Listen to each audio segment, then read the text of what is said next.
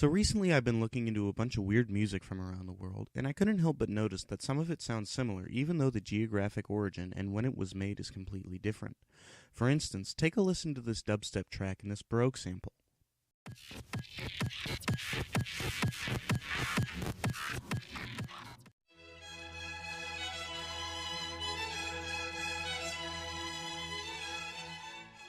Virtually indistinguishable, right?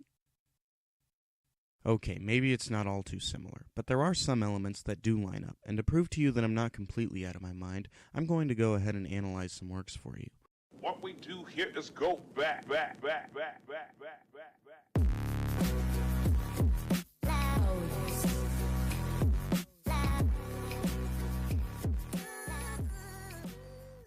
So I've chosen two works that are not very well known but are very removed from one another. One piece falls under the genre of New Orleans jazz and was composed in 2003, and the other is traditional Icelandic folk music written in the 14th century. New Orleans jazz takes influences from a variety of sources, ranging from African beats to Latin American style and European instrumentation, but the compilation of these aspects establishes the uniqueness of New Orleans jazz. The style emerged in the 1920s and maintains popularity today. The style features syncopated rhythms, blues scales, and an instrumentation including brass, woodwinds, more specifically saxes, and percussion. Icelandic folk music takes influence from Nordic culture, and it served as a medium to tell stories. The genre features vocal poetry, light percussion, strings, and woodwinds. The genre has been firmly established since the 11th century and is still played traditionally. Now the two works I've chosen in particular are Brooklyn by Youngblood Brass Band and Olafur Lilhuros, the composer of which is unknown.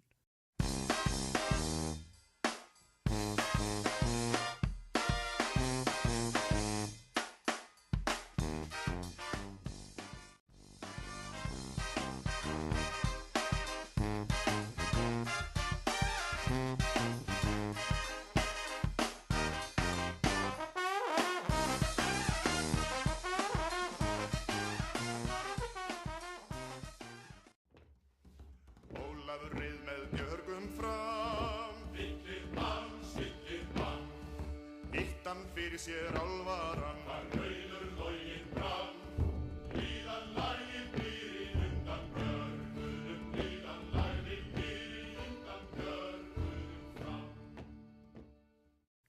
So right off the bat, we can tell there isn't much in common. Brooklyn has a lot of things going on between the bass, melody, and whatever else may be going on in there, while Olafur Lilhuros keeps it simple with the prominent call and response form.